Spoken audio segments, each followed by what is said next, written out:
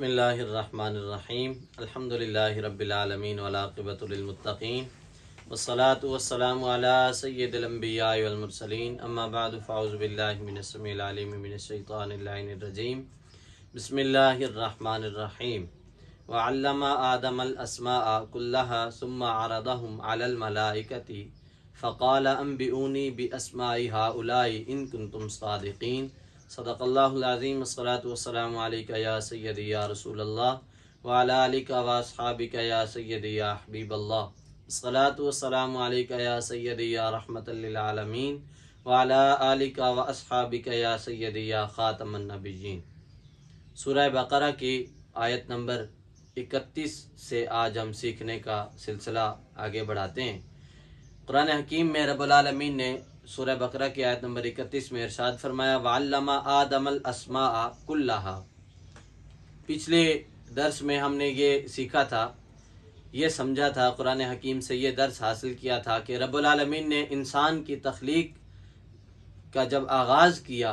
تو رب العالمین نے فرشتوں کو آگاہ فرمایا کہ اے میرے فرشتوں میں انسان کو بنانے والا ہوں۔ تو فرشتوں نے کہا یا مولا تو انسان کو بنائے گا جو انسان فساد کرے گا، جو خون ریزیاں کرے گا۔ رب العالمین نے حضرت آدم علیہ السلام کی تخلیق فرمانے کے بعد حضرت آدم علیہ السلام کو اللہ کریم نے چند چیزوں کے نام سکھا دیے۔ ان نام سکھانے میں حکمت یہ تھی کہ جب حضرت آدم علیہ السلام ان چیزوں کے نام بتائیں گے تو فرشتے ان کی عظمت کا اقرار کریں گے،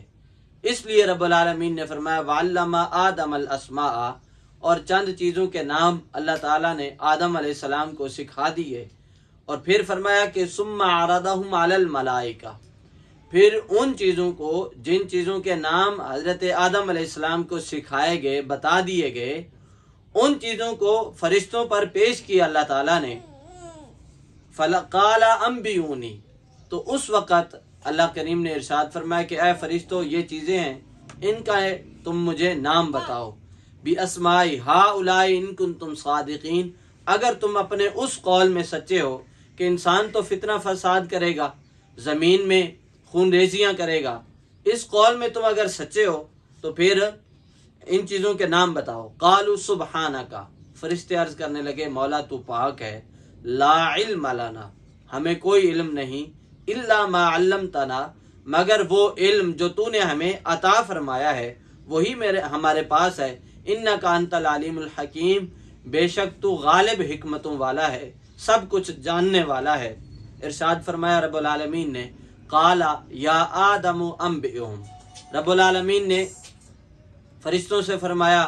کہ تم ان چیزوں کے نام نہیں بتا سکتے ہو۔ آگے ارشاد فرمایا کہ اے آدم، قال یا آدم انبئہم، اے آدم تم ان چیزوں کے نام بتاؤ، بِأَسْمَائِهِمْ، ان چیزوں کے نام، فَلَمَّا أَنبَأَهُمْ بِأَسْمَائِهِمْ، تو پھر حضرت آدم علیہ السلام نے ان چیزوں کے نام بتا دیے، کیونکہ اللہ تعالیٰ نے حضرت آدم علیہ السلام کو ان چیزوں کے نام سکھا دیے تھے۔ فرمایا قال أَلَمْ أَقُلْ لَكُمْ إِنِّي أَعْلَمُ غَيْبَ السَّمَاوَاتِ وَالْأَرْضِ،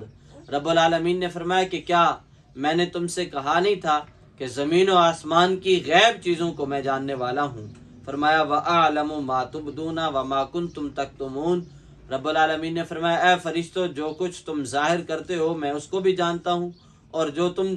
جو کچھ چھپاتے ہو اس کو بھی میں جاننے والا ہوں۔ آگے ارشاد فرمایا وَإِذْ قُلْنَا لِلْمَلَائِكَةِ اسْجُدُوا لِآدَمَ فَسَجَدُوا إِلَّا إِبْلِيسَ،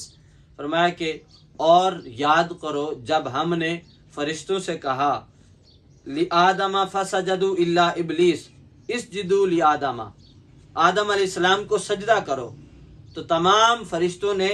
فسجدوا، تمام فرشتوں نے سجدہ کیا، الا ابلیس، سوائے ابلیس کے، ابلیس نے انکار کیا، ابا، اس نے انکار کیا، واستکبر، اور تکبر کیا۔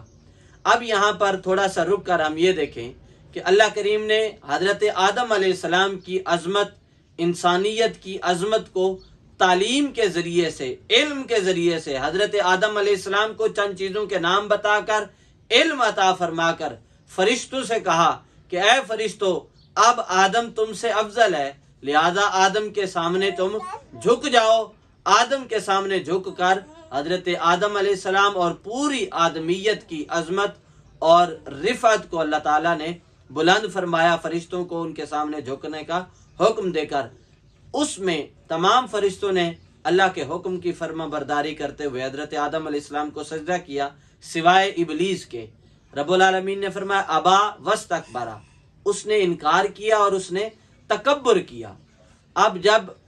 تکبر کسی بھی حوالے سے، چاہے وہ انسان کے اندر آئے چاہے وہ